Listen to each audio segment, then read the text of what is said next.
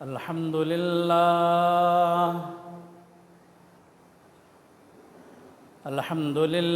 نحمده ونستعينه ونستغفره ونؤمن به ونتوكل عليه ونعوذ بالله من شرور أنفسنا ومن سيئات أعمالنا من يهده الله فلا مضل له ومن يضلله فلا هادي له أشهد أن لا إله إلا الله وحده لا شريك له وأشهد أن سيدنا ومولانا محمدًا عبده ورسوله أما بعد فأعوذ بالله من الشيطان الرجيم بسم الله الرحمن الرحيم فألهمها فجورها وتقواها قد أفلح من زكاها وقال النبي صلى الله تعالى عليه وسلم التائب من الذنب كمن لا ذنب له أو كما قال صلى الله تعالى عليه وسلم صدق الله العظيم وصدق رسوله النبي الكريم ونحن على ذلك لمن الشاهدين والشاكرين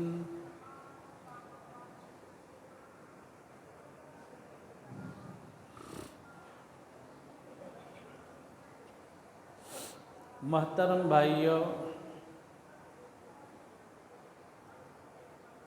بزرگوں، عزیز دوستوں،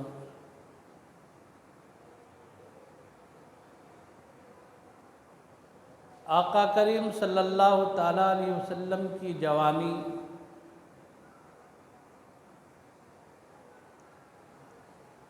امت مسلمہ کے ابھرتے نوجوانوں کے لیے راہ عبرت ہے۔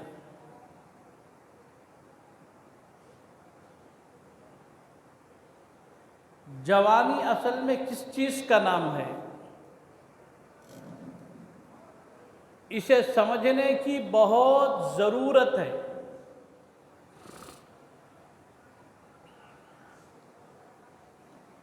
ایک وقت ہوتا ہے، ایک عالم ہوتا ہے انسان کی زندگی کا،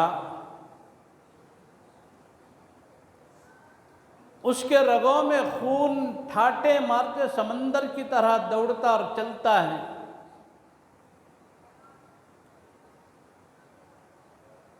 دماغ ثریا پر ہے،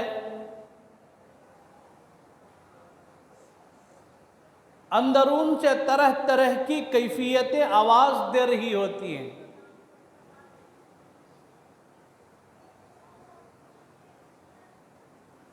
اس جوش جذبات کے امنگتے ابھرتے ہوئے حالات میں سنبھل کر قدم رکھنا، اس کا نام ہے جوانی۔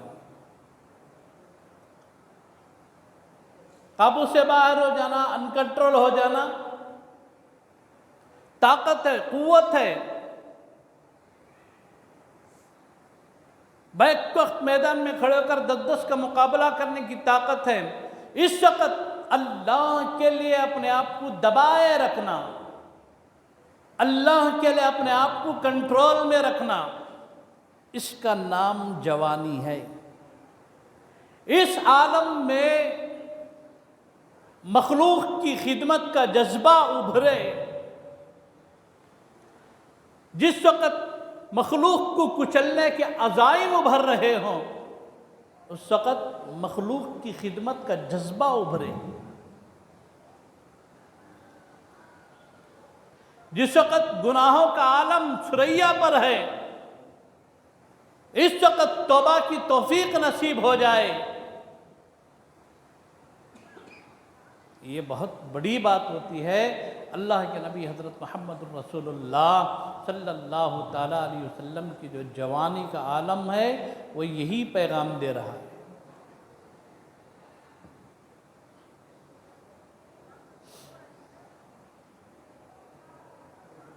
عبداللہ بن جدان کے گھر میں ایک بیٹھک ہوتی ہے نوجوانوں کی،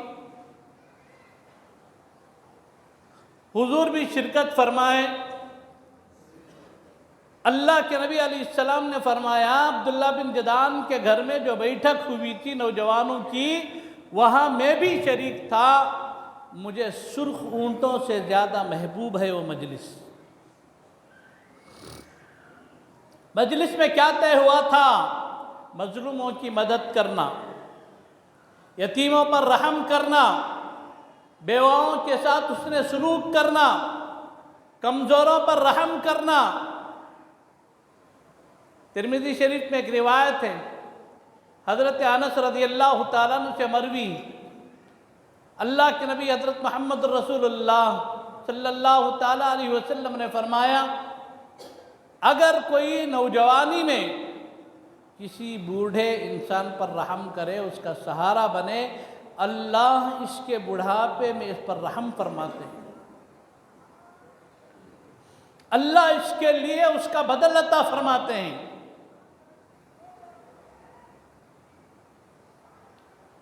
طبیعت کے اندر یہ چیزیں پیدا کرنے کی بہت ضرورت ہے۔ جو حلف الفضول کے نام سے ایک انجمن قائم ہوئی تھی، آج کے حالات میں ذرا ہم نے آسانی کے واسطے سمجھنا کرتا، یونین، اس وقت نوجوانوں کی جو یونین بنی، یہ یونین کا نام حلف الفضول تھا۔ حضرت رسول اللہ صلی اللہ علیہ وسلم اس میں شریک تھے، اور اس کے اندر یہی مدعے طے ہوئے تھے۔ مکہ المکرمہ کی سرزمین پر اگر کوئی مال تجارت لے کر آتا، اس پر ظلم ہوتا ہے، ہم سب کھڑے ہو کر دفاع کرتے ہیں، مظلوموں کی مدد کریں گے۔ اب ظلم کی چکی میں جو انسانیت پیچھے جا رہی تھی، اللہ کے نبی صلی اللہ تعالیٰ علیہ وسلم کے اخلاق سے متاثر ہو کر حضور کے دست مبارک پر انہوں نے 40 سال کے بعد کلمہ پڑھا ہے۔ یہ 40 سال سے پہلے جتنی بھی خدمت تھی حضور صلی اللہ تعالیٰ علیہ وسلم کی، یہ فیلڈ ورک محنت تھی۔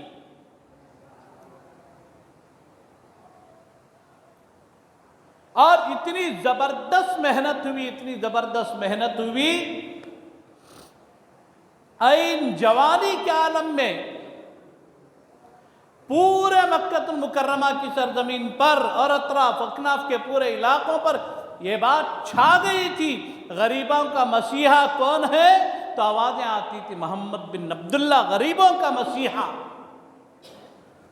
40 سال تک محمد الرسول اللہ سے قوم متعارف نہیں تھی، 40 سال کے بعد محمد الرسول اللہ سے تعارف ہوا ہے۔ 40 سال سے پہلے محمد بن عبداللہ ہے۔ مکے کی گلیوں کے اندر جب ظلم ہوتا اور آواز دی جاتی کون ہے جو مظلوموں کا مسیحا ہے، تو پھر آواز آتی محمد بن عبداللہ مظلوموں کا مسیحا، غریبوں کا والی، یتیموں کا ہمدرد، اگر کوئی ہے تو محمد الرسول اللہ۔ اس انداز سے حضور کا تعارف ہوا ہے، بلا تفریق مذہب و ملت۔ اللہ کے نبی علیہ السلام نے خدمت خلق کی،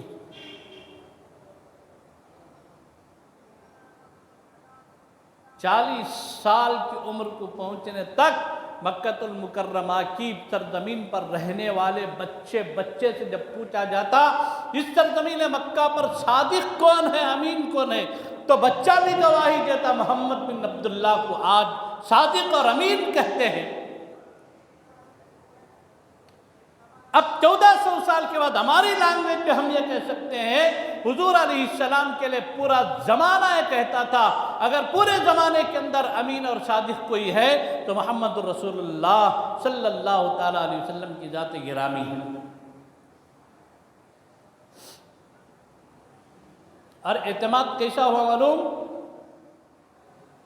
اتنا زبردست اعتماد ہوا حضور پر، لوگ مال تجارت لے کر جاتے، گھر میں کوئی نہ ہوتا، اپنی جوان بیٹیوں کو امہات المؤمنین کے حجرے میں چھوڑ جاتے اور کہتے محمد بن عبداللہ یہ امانت ہے آپ کے پاس۔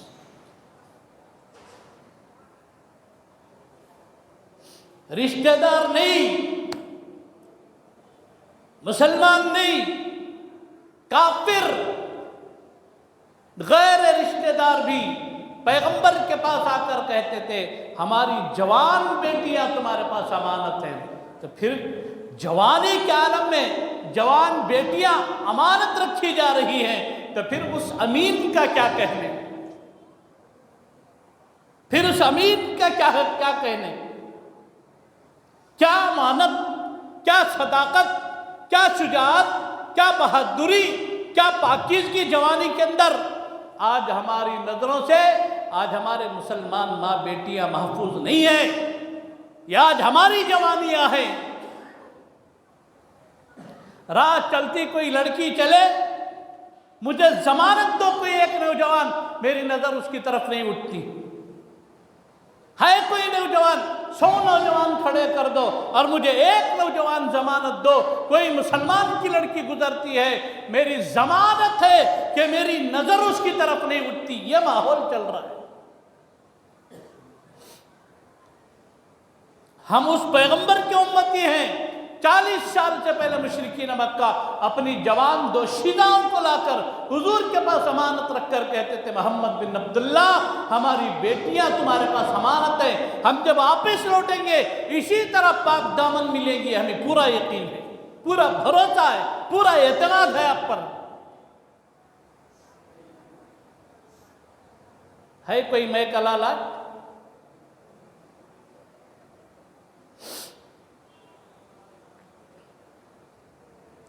چرچے چلے ہیں اس طرح۔ شیخ سعدی نے فرمایا، در جوانی توبہ کردن پیغمبر، در جوانی توبہ کردن شیوہ پیغمبری۔ جوانی میں توبہ کرنا پیغمبروں کا شیوا ہے، رسولوں کی طرح ہے۔ ابن ماجہ میں ایک روایت ہے، ایک نوجوان کی توبہ 40 لوگوں کی توبہ کے برابر ہے۔ ایک جوان جب توبہ کرتا ہے نا، اس کی ایک توبہ، اس کے ذیل میں بعض شراح حدیث نے لکھا ہے، اگر کسی قبرستان میں کھڑے ہو کر کوئی نوجوان سچی پکی توبہ کرنے کے بعد اس قبرستان والوں کے لیے مغفرت کی دعا مانگے، اللہ اس کی دعا قبول فرماتے ہیں۔ اللہ ہمیں بھی اس طرح پاکیزہ جوانی عطا فرمائے، اللہ ہمیں نظروں کی حفاظت کرنے کے اللہ ہمیں توفیق عطا فرمائے۔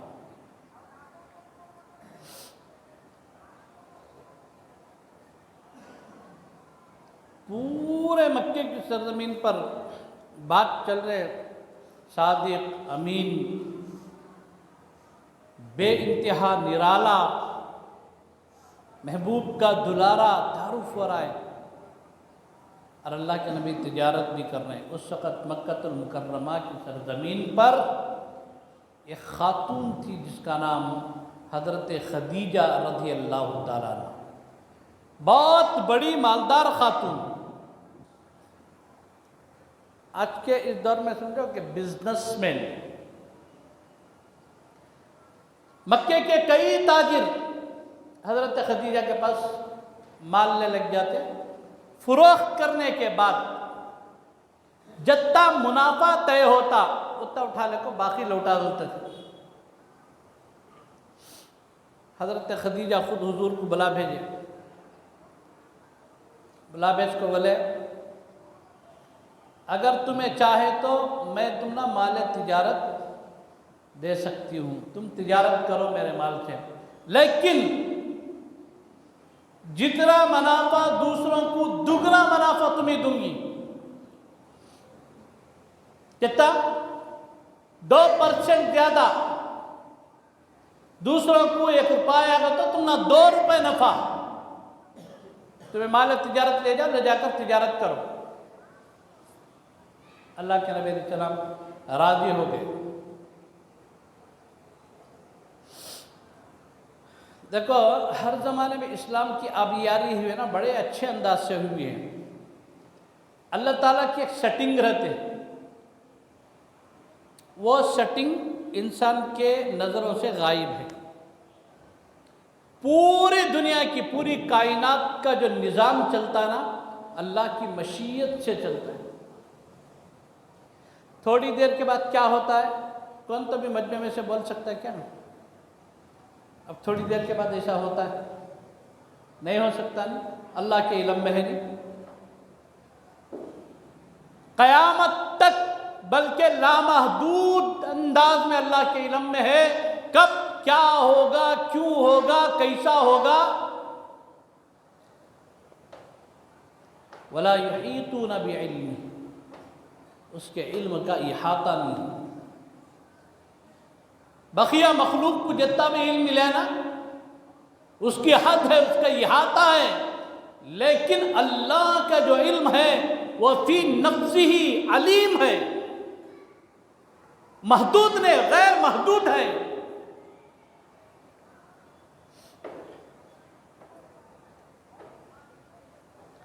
اب دیکھو سبا کیا ہوتا ہے ہم نہ معلوم نہیں نا، یہ پورے فساد کی جڑ۔ سبا کیا کرنا، اس کی سیٹنگ آج سے کرنا، کیا کیا الٹا سیدھا کرو۔ یہ کب ہوتا ہے معلوم؟ اللہ کی ذات پر یقین میں کمی پر ہوتا ہے۔ مکمل جسے اللہ کی ذات کا یقین نصیب ہو گیا، اللہ کی قسم انہیں ہر حال میں اطمینان سے رہتا ہے۔ ہر حال میں اگر اطمینان سے رہنا چاہتے ہو، مکمل اللہ کے بن جاؤ، اللہ کی ذات پر مکمل یقین پیدا کرو، کامل یقین پیدا کرو اللہ کی ذات سے، پھر دیکھو دلوں کو کتنا سکون ملتا ہے۔ کل کیا ہوگا، جو ہوگا اللہ کی مشیت میں ہوگا، دیکھا جائے گا انشاءاللہ۔ لیکن آج جو اللہ کی طرف سے ہمیں احکامات ہیں، اس پر عمل کرو۔ سیدہ حضرت خدیجہ رضی اللہ تعالیٰ نے حضور سے فرمایا کہ محمد بن عبداللہ، میں مال تجارت تمہیں سپرد کرتی ہوں، لے جا کر تم تجارت کرو۔ اس سے پہلے خبر پھیل کو تھی نہیں، نیک صالح نوجوان، بڑا اچھا انسان، بہت اچھا چھپرا ہی نکر کو۔ آج بھی معاشرے کے اندر ایک چیز ہے، میں بتاتا ہوں آپ کو، معذرت کے ساتھ نوجوان دوستوں سے، آوارہ گردی چھوڑو، بہترین گھرانوں سے رشتے تمہاری دہلیز پر آئیں گے۔ گر آج نوجوان آوارہ گردی کرے، شریف گھرانوں میں تم چلو، تمہارے نام سے رشتے ٹھکرا جائیں گے۔ انہیں توبہ اسے نہیں کر کو دیتے ہماری بچی کو، کیوں؟ ہمارا اخلاق، ہمارا کردار، ہمارے طور طریقے۔ حضرت خدیجہ رضی اللہ تعالیٰ عنہا کے پاس بات پہنچی تھی، پورے مکے کے اندر شور تھا، محمد بن عبداللہ صادق ہے، امین ہے، صفات حسنہ کا مالک ہے، بلغ العلا بکمالہ، کشف الدجا بجمالہ، حسنت جمیع خصالہ، صلو علیہ وآلہ۔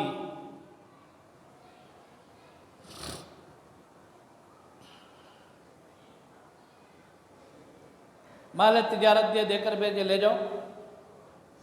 ساتھ میں ان کا ایک غلام تھا جس کا نام میسرہ، ان کو بلا کر بولے ان کے ساتھ تمہیں بھی جاؤ۔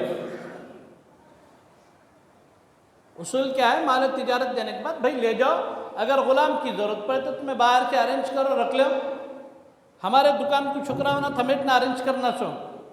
لیکن حضرت خدیجہ کیا کرے، مال تجارت بھی دیے، اور اپنا جو ذاتی غلام تھا میسرہ، ان سے کہا جاؤ ان کے ساتھ تم ان کی ہیلپ کرو، ان کا تعاون کرو، ان کے ساتھ رہو۔ کہا میسرہ پوری کاپی کر کے آ جانا۔ گئے، واپس آئے، حضرت خدیجہ نے فرمایا کیف وجدت یا میسرہ، میسرہ کیسا پایا تم نے محمد بن عبداللہ کو؟ میسرہ نے فرمایا بی بی الفاظ نہیں، کیا بتاؤں اور کیا بتاؤں، کیسے بتاؤں، میرے پاس الفاظ نہیں۔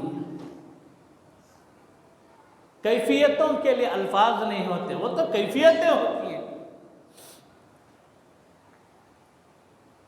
ہمیں بھی سجدہ کرتے نہیں، رسول اللہ کا بھی سجدہ ہے، حضور سجدے میں جاتے، کیفیت ہوتی تھی، سینے میں ہانڈی کی طرح پکتا تھا. ایک کیفیت ہے، کیفیتوں کے الفاظ ہے تو وہ تو حال ہے.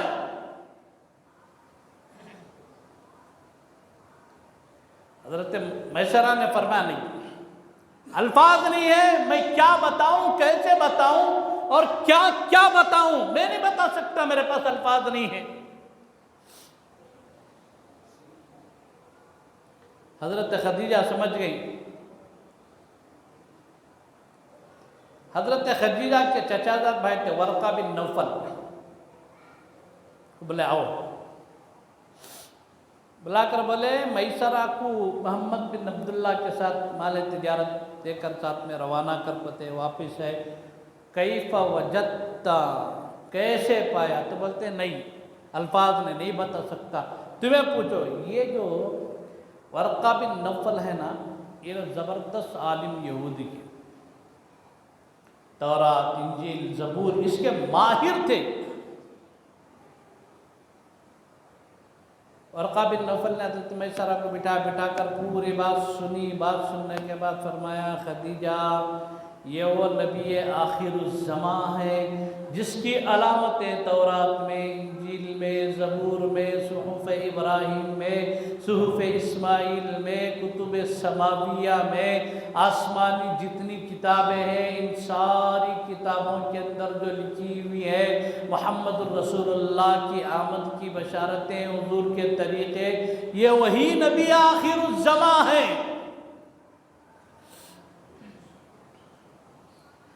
اب حضرت خدیجہ نے پہل فرمایا، پوچھو اگر مجھ سے نکاح کرنا چاہے تو میں خوش قسمت ہوں، اگر مجھ سے نکاح کرنا چاہے تو میں خوش قسمت ہوں. نوجوانوں زندگی ایسے گزارو، کوئی لڑکی تمہارے لیے بھی رشتہ بھیجے، 2 3 روزے رکھ کر اللہ سے ہاتھ اٹھا کر دعا مانگے، یا اللہ جو شوہر کی شکل میں مجھے مل رہا ہے وہ نیک ہو، صالح، پرہیزگار، اللہ والا انسان ملے. یہ دعائیں کر لڑکیاں تم بھی مانگے، ایسے بنو، کردار سنوارو، اپنے آپ کو بہتر بناؤ، اپنے آپ کو نکھارو.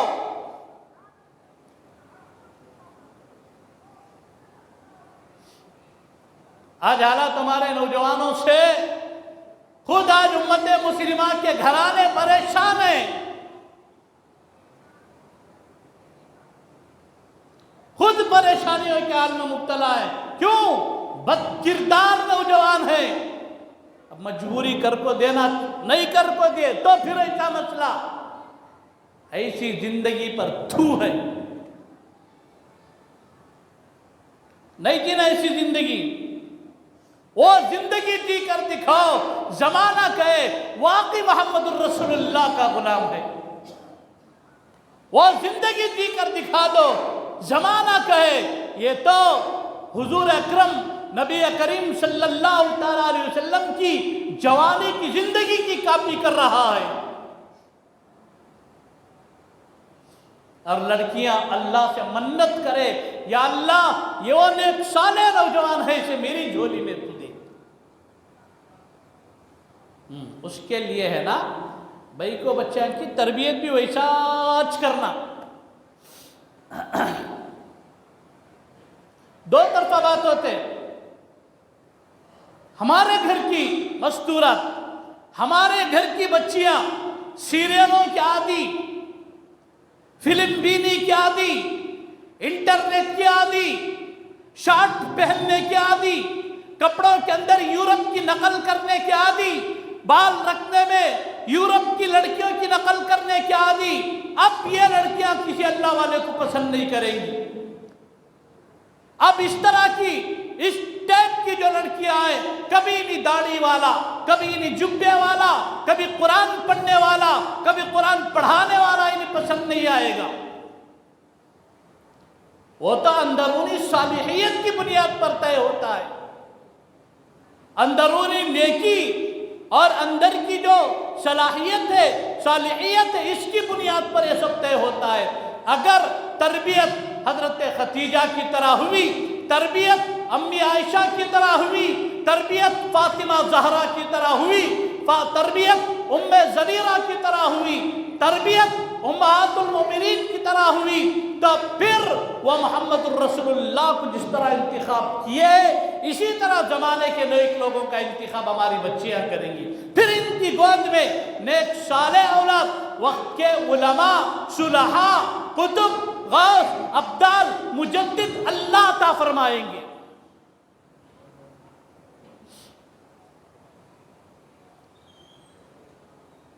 دو طرفہ بات ہے، نوجوان مردوں کے لیے بھی نیکی کے راستے پر چلنے کی ضرورت، اور نوجوان بچیوں کے لیے بھی اپنے آپ کو، اپنی تربیت صحابیات کے نقش قدم پر چلانے کی ضرورت ہے۔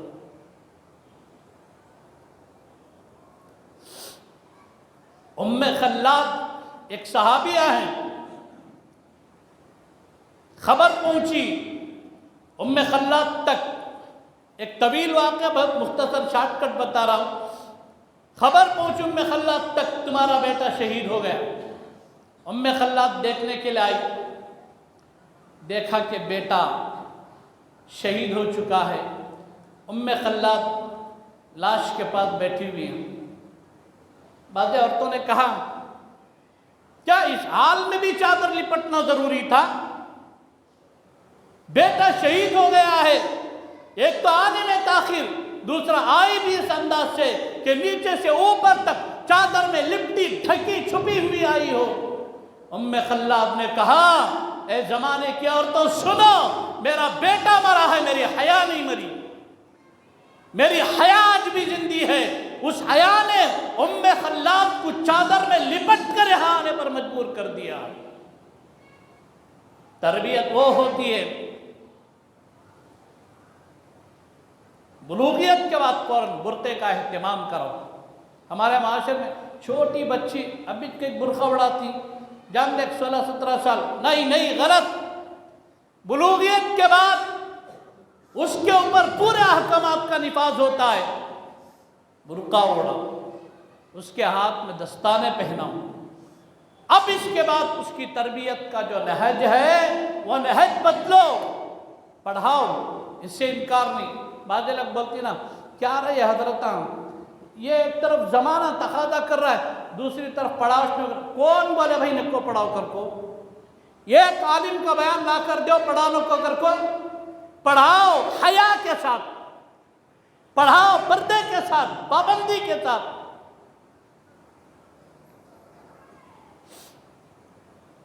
شام میں جو تربیت ہوتی ہے نا، یہ رنگ چڑھاؤ، فاطمہ کا رنگ چڑھاؤ۔ بیٹی تو کنیز ہے فاطمہ کی، تیرے اوپر حیا کی جو چادر ہے وہ زینب کی طرح ہونا چاہیے۔ تیرے جو اخلاق ہیں یہ اخلاق حضرت خدیجہ کے اخلاق کی طرح ہونا چاہیے۔ تیرے اندر جو علم ہے یہ حضرت عائشہ کی وراثت میں ملا ہے۔ تجھے قرآن و سنت کے علوم سے آراستہ و پیراستہ ہونا چاہیے۔ جب تربیت یہ ہوتی ہے پھر اس کے لیے نیک اور صالح نوجوان کا انتخاب ہوتا ہے۔ الحمدللہ اس کے بعد جو زندگی ہوتی ہے نا، یہ بڑی مزیدار زندگی ہوتی ہے۔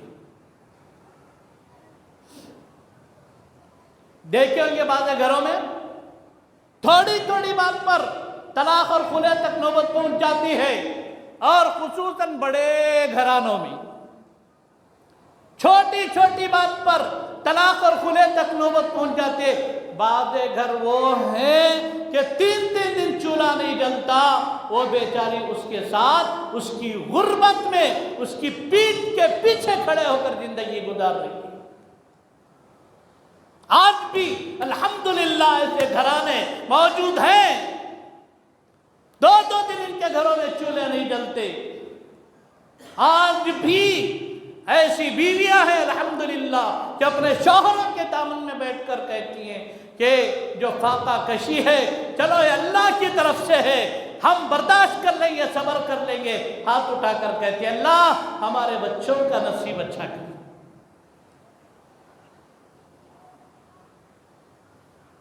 اللہ ان کی مدد فرمائے، اللہ ان کی نصرت فرمائے۔ یہ کب ہوتا معلوم؟ فاقہ کشی میں شوہر کے ساتھ زندگی برداشت کر۔ حضرت خدیجہ اتنی مالدار خاتون، جب اللہ کے نبی علیہ السلام کے حرم میں آئی، حضور کی زوجہ بنی، 25 سال کی عمر حضور کی اور 40 سال حضرت خدیجہ کی عمر، زندگی گزر رہی ہے۔ اب نکاح کے کچھ دنوں کے بعد لگ بھگ تقریباً 30 سال کا کچھ عرصہ گزرا، اللہ کے نبی علیہ السلام اب میدان تجارت ترک کر کے اب غار حرا میں جا کر خلوت نشینی اختیار کرتے۔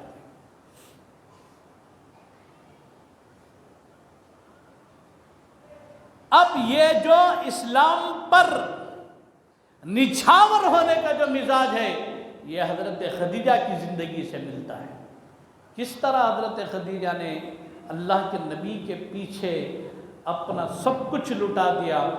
آج گلشن اسلام لہرا رہا ہے تو خدیجہ نے پورا مال دیا ہے۔ صحابہ نے اس چمن پر اپنے خون جگر سے سینچا ہے۔ نبی کریم صلی اللہ تعالیٰ علیہ وسلم کا راتوں کا رونا شامل ہے، پیغمبر کا تڑپنا شامل ہے، پیغمبر کا بلکنا شامل ہے۔ تب جا کر 1450 سال کا عرصہ گزر کر بھی آج ہم مسلمان کہلا رہے ہیں۔ مسلمانوں حقیقت میں مسلمان بنو۔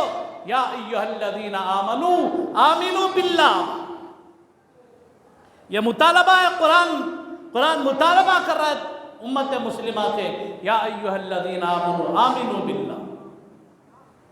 اب حضرت خدیجہ نے کیسے اپنے مال کو نچھاور کر دیا، حضور کے نقش قدم پر کیسے چلی ہیں، اور 40 سال میں اظہار نبوت ہوا ہے۔ تو پھر حضرت خدیجہ کی جو قربانیاں ہیں انشاءاللہ اسے میں اگلے جمعہ بتاتا ہوں۔ اللہ سے دعا فرماویں اللہ مجھے اور آپ کو، اللہ پوری امت مسلمہ کو کہنے سننے سے عمل صالح کی توفیق عطا فرمائے۔